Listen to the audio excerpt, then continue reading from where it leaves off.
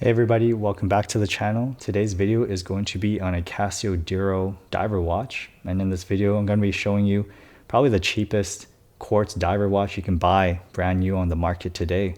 So let's dive in. Let's take a look at this cheap watch. So we'll start with the price because that's probably what you're most curious about.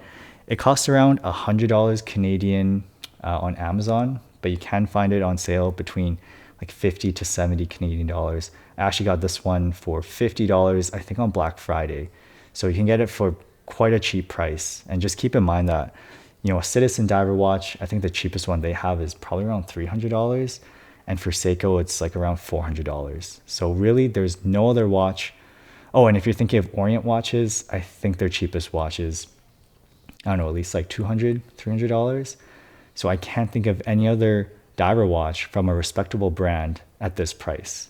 There's no competition at this low of a price point. So keep that in mind as we go through the video. So you can kind of see that the design of this watch is pretty clean. It's pretty simple.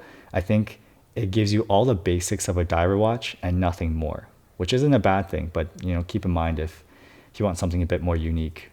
So the bezel, pretty simple. It's a high polished bezel, 10-second markers. It is unidirectional. It has a decent amount of a click.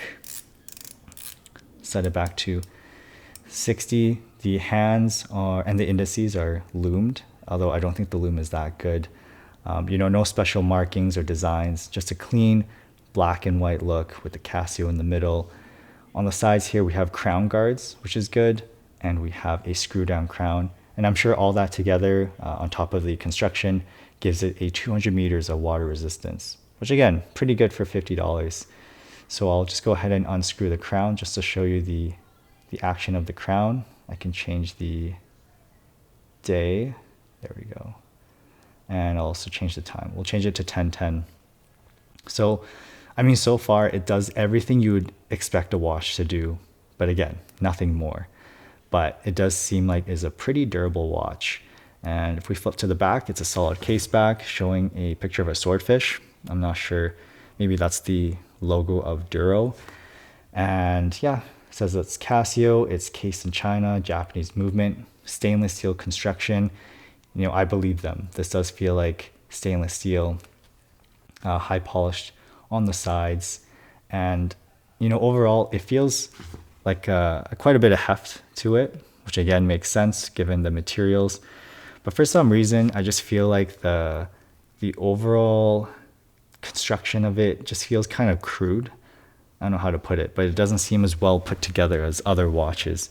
But again, keep in mind, this is a $50 watch, which is very cheap, especially from an established brand like Casio. So moving on from there, we have our strap. And at first I thought this was like a silicone or like a rubber strap. And I really can't pinpoint the material, but I would say it's a plastic strap. Or rubber. It's kind of in between. It kind of has that soft feeling of rubber, but it also kind of feels like that stiff feeling of plastic. So it's either rubber or plastic. You do have a stainless steel pin and buckle. So again, cheaper materials kind of make sense. The crystal is very likely to be mineral crystal. Usually for pretty much all watches today have a mineral crystal. This is too cheap or too low of a price point for it to be sapphire. And acrylic crystals usually save for kind of dress watches. I think Timex uses acrylic for some of their Marlin series. But again, driver watches, you're going to find mineral crystal. In terms of the size, this watch is quite big actually. I don't think I could wear this comfortably. So I'll put the specs in the description because I can't remember what the specs are, but I believe it's either 42 or 44 millimeters in diameter and something like 50 millimeters lug to lug. And I have a 6-inch wrist. So if I show you here, it just looks, to me, it looks a little bit big, quite big actually. These watches, unfortunately, are quite large. I do think, I'm trying to remember, I think they recently released like a 38 millimeter version or something like that. It's a little bit more expensive than this $50 price point, but they do have those smaller versions, but they don't reach that $50 mark. And honestly, my guess is that what will eventually happen with these watches is that Casio won't sell these cheap versions anymore. You know, even like the F91W, I wonder that, you know, someday they're gonna stop selling those cheaper versions just because their profit margins are probably too small for those cheap watches. So, you know, if you can pick up a watch like this, you know, before they discontinue it, I think, you know, you get a really good deal here. That kind of leads to my two things, like, you know, do I like it? And, you know, who is this for? I'll actually answer the second question first. So, who is this watch for?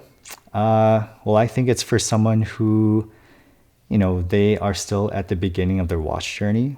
You know, they want to try out a diver watch. You know, they kind of like the design of diver watches with the bigger bezel and the, you know, big lume plots, but they don't want to spend, they don't even want to buy a Seiko yet, because Seiko is not an affordable brand anymore.